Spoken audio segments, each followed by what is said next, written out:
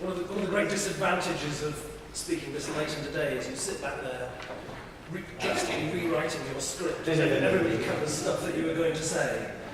So, yeah, when I suddenly sort of leap sideways, it's because I'm going to bring in a new page.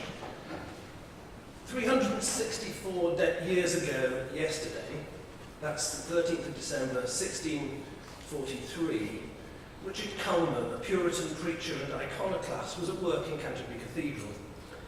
He subsequently wrote an account of his destruction of a stained glass window containing images of the Virgin Mary and Thomas Becket. A minister, being then at the top of the city ladder, near 60 steps high, with a cold pike in his hand, rattling down proud Becket's glassy bones, others then present would not venture so high. To him it was said, "'Tis a shame for a minister to be seen there." The minister replied, "Sir, I count it no shame, but an honour. My master whipped the living buyers and sellers from the temple. These are dead idols, which are to defile the worship of God here, being the fruits and occasions of idolatry." Some wished that he might break his neck. Others said that it should cost blood. But he finished the work and came down well and was in very good health when this was written. Now, there are many interesting things about Richard Culman's account, and I just want to pick out two. These are dead idols which defile the worship of God here, being the fruits and occasions of idolatry. He does not believe that these are dead idols, for if they were dead, he would not have wished to destroy them. Also, to him it was said, "'Tis a shame for a minister to be seen there," and some wished that he might break his neck, and others said that it should cost blood. So there were objectors, other people with a different point of view. Today, the accepted orthodoxy is that in managing change in historic churches, parishes should produce a statement of need and a statement of significance, not something that troubled Richard Culman. I want to say something about empathy. And here's where I must declare an interest. As part of my professional practice, I've been commissioned to produce a number of statements of significance. I have learned many lessons from this, and one which is one of the most important one of them is that one of the most important qualities required of all parties is empathy. Not just accepting that another point of view exists, but that it is valid and it is reasonable that be taken account of.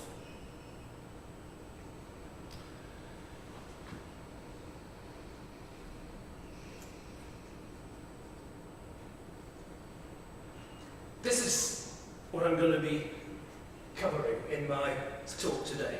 This is my agenda, if you like. I'm going to say something about significance. I'm going to say something about some case studies in relation to Street's work in Berkshire. I should say that I haven't worked professionally on any of those cases. I'm going to say something about empathy. In terms of significance, the idea of significance occurs in the Borough Charter, in which it states that the understanding of cultural significance comes first, then development of policy, and finally the management of place in accordance with policy. In 2001, English Heritage published Informed Conservation by Kate Clark. In Chapter 1 it states, "Conservation is, at its most basic, involves handing on to future generations what we value." In 2008, English Heritage published the Conservation Principles. 2 of the 6 principles, which I've highlighted, state that understanding the significance of place is vital, and significant places should be managed to sustain their values. In this instance, place is a sort of catch-all term which covers buildings, archaeological sites, landscapes, etc. One underlying problem, I think, with this is that it implies that what is valued is significant, or that what is significant is valued. My concern is that if conservation is, at its most basic, involves handing down to future generations what we value, then we will only hand down a version of history edited by and to reflect those with a world view who are in positions of power. few illustrations of things which are significant, but which people didn't perhaps want to preserve or value.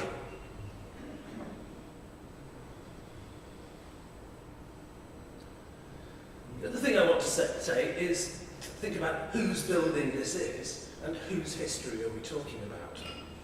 One of the political realities of our times is the increasing privatisation of public space. This may be beginning to impact on churches too. Many of the changes to buildings sought by parish churches are explained in terms of making them more welcoming. I simply ask, if a church comes to resemble someone's home rather than a public building, is this welcoming or is this marking out the territory of a particular group? In my view, churches are public spaces, and many people and groups have a say in those spaces. For William Morris, the conservation of historic buildings was part of his socialism, antithetical to private property rights, common ownership of a common history. What would he have made, for example, of the shop in Beverley Minster?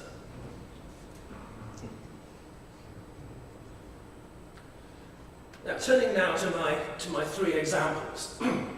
I'm focusing on streets restorations of medieval buildings because they are perhaps less valued, certainly by the general public. And we've heard Dale, for example, and others talk about how the 19th century interiors of medieval churches are often spoken of using pejorative language. To just run quite simply through some of these examples. This is Shottersbrook, and I'm using this as an example of a church which has which was in the 1960s had much of its street interior removed.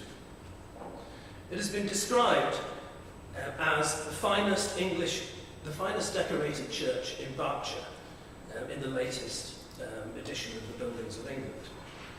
It was founded as a collegiate church in 1337 by William Trussell for a warden and 5 priests. In 1853, the church was reordered along ecclesiological lines. The 18th century pews, the gallery were removed and replaced with bench seating. In the crossing, a large multicoloured marble pulpit was installed. The floor of the chancel was raised by 1 step, and a high stone screen with iron gates was installed beneath the eastern crossing arch. Beyond the screen, stalls for the choir preceded the altar, which was raised on several more steps and adorned with an ornate reredos donated by the tile manufacturer Minton. Pevsner's original Buildings of England for Berkshire made no mention of streets restoration of Shottersbrook. The chancel screen was removed in 1908. The reredos was a casualty of the restoration and reordering in 1965. A new stone floor was laid in place of encaustic tiles, and all changes of level were removed save for a single step up to the altar. 14th century brass was moved from the nave and placed between the choir stalls, and the updated Buildings of England describes the result as a pleasingly uncluttered and beautifully textured internal character. Now, Wantage.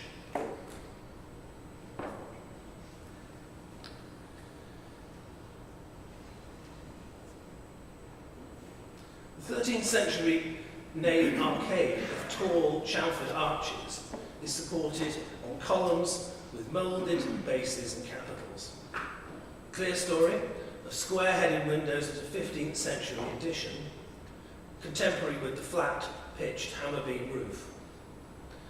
The plan preserved in the IHBC archives shows the church was equipped with bench pews in the nave, transepts, chapels flanking the chancel. Street constructed new floors with the usual changes of level, the chancel arch, the altar rail, and further 3 steps ascending to the altar. In the nave and transept, stone flags were used, whilst in the chancel, multicoloured Minton tiles signify its higher status. The church was rededicated on the 30th of July 1857 by the Bishop of Oxford, Samuel Wilberforce. Incrementally, a large number of pews have been removed from the transepts and crossing, chapels and the west end of the nave. In the late 20th century and early 21st century, a number of features have been added, most notably kitchen facilities, new par-closed screens have been installed in the north transept, and a new organ and mobile choir stalls at the west end of the nave. Notwithstanding these losses and additions to the church, it retains much of the character of Street's restoration, particularly in the nave and chancel. Conversations with members of the worshipping community reveal that the church has a very active choir, often making up 1/3 of the congregation. And even with the new choir stalls, they often have difficulty accommodating the numbers.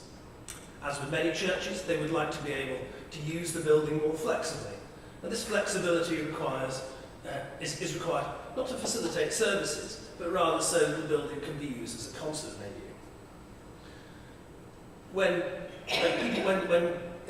organisations hire the church as a concert venue, they now have to move all of the pews themselves because the congregation feel that they're now too old to be humping about large pews by street. There are no current plans to remove the street pews. One church user admitted to me that 1 or 2 tend to disappear from time to time if they become damaged. So there is a danger of incremental loss. They're also, it would be fair to say, very aware of the significance of the street restoration of their church, even if that is primarily driven by fear of the Victorian society. My third case, so I wanted to present Wantage as a case of incremental change, but where the character of the street restoration is to a large extent retained. Finally, I want to look at Warfield. The Church of St Michael's, Warfield, is one of the most rewarding in Berkshire. The oldest part of the fabric is what is now the north aisle, but which was formerly the nave. You can see there are small lancet windows low down on that part of the building over there. To the south, beside this is the former nave, 15th century nave with an arcade of hollow chamfered arches resting on octagonal bases. There we go. Street's restoration dates from 1874 to 6. Box pews and galleries were replaced with bench pews with panelled ends. Some old material, perhaps from a medieval screen, was incorporated into these bench ends. Ceilings were removed to expose fine medieval roofs, and the floor was entirely relaid with steps at the chancel arch between the choir and the sanctuary, and at the altar rails, and 2 more steps up to the altar. The floor was laid with tiles which become progressively more elaborate and colourful as they get closer to the altar. Street picked up on the elaborately carved sedilia and continued this design behind the altar, screening off a small vestry. He also built stone screens between the chancel and the chantry chapels, and created image niches in the spandrels of the arcade. On the east face of the chancel arch, blind cusped ogive arches with foliate cresting gives an indication of the design of what was once a medieval roof screen. And Street picks up on this design and adopted it for his own, a screen of his own design, which you can see in the back of this slide. You can see that in Street's design for the screen, the area above the door is raised, and this is because if the top of the screen had been level, you wouldn't have been able to walk through the door.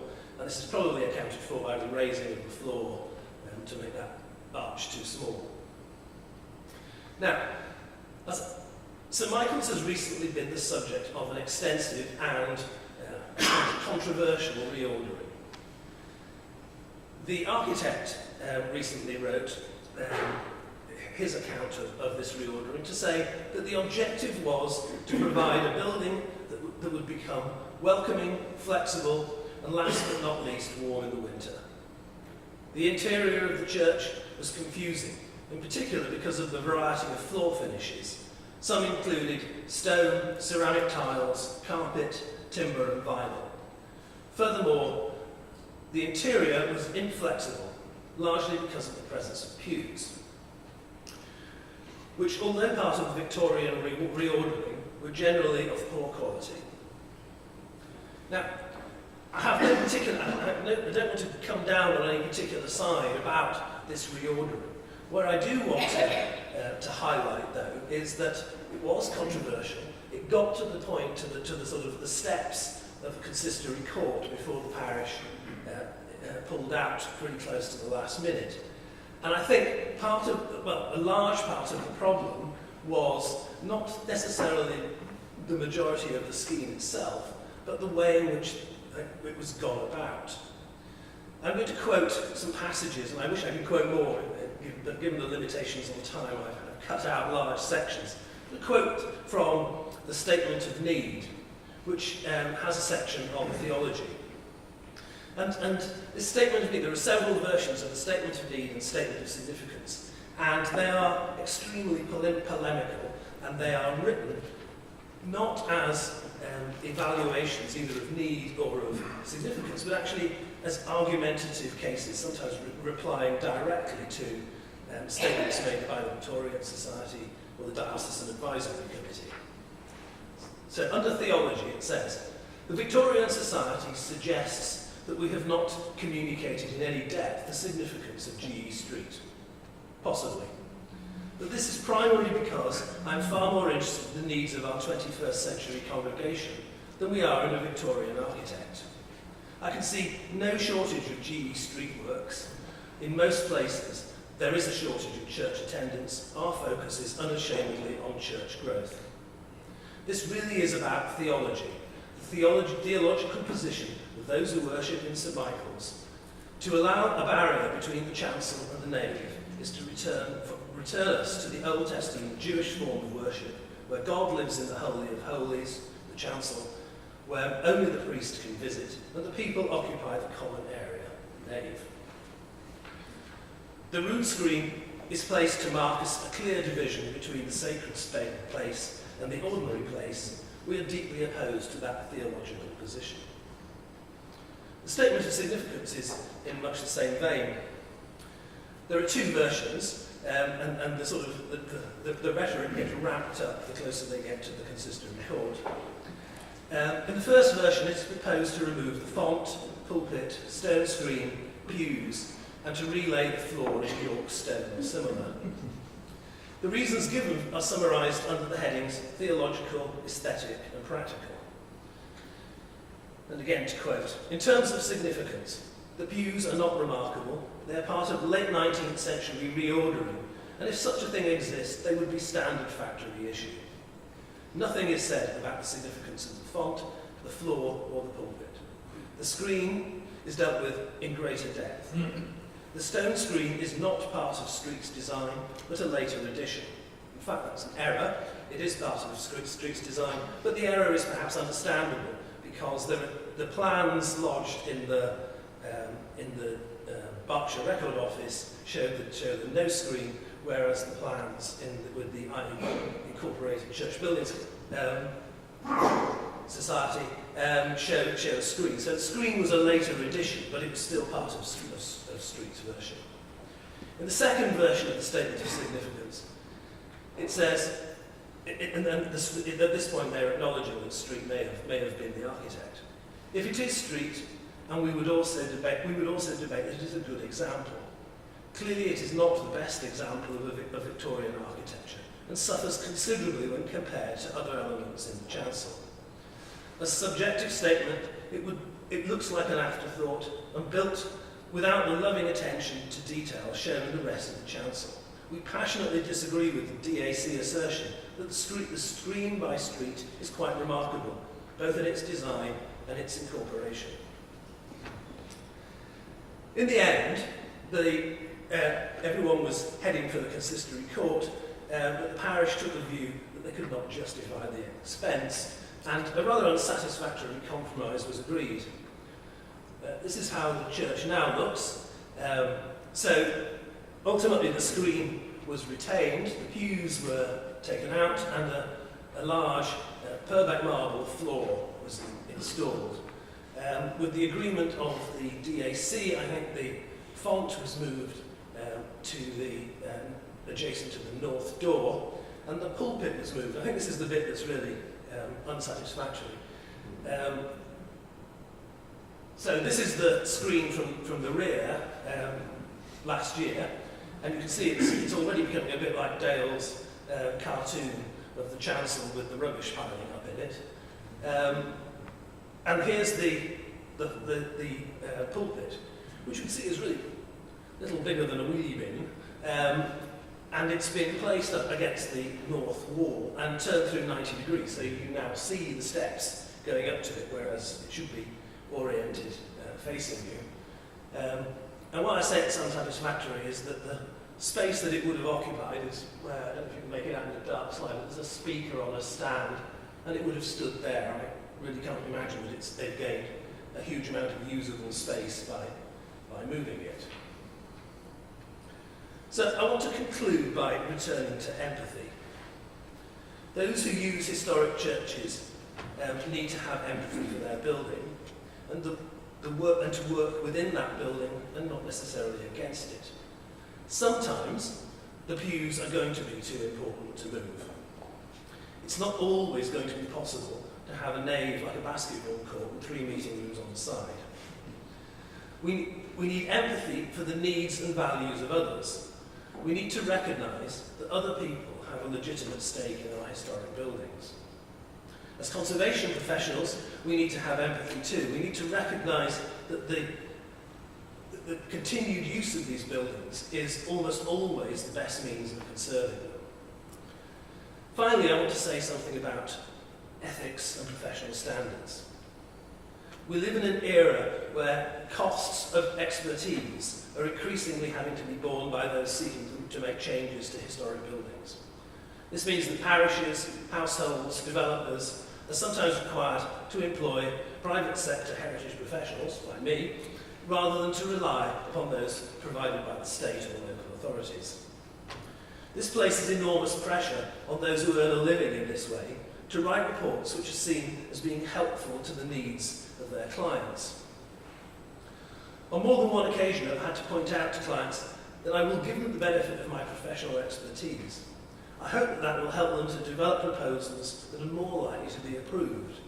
But I have a code of professional conduct and an ethical framework, and I have to work within it. I'm not their hired gun.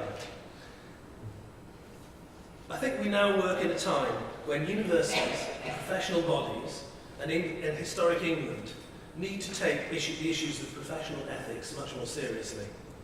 And perhaps the church needs to think about this too.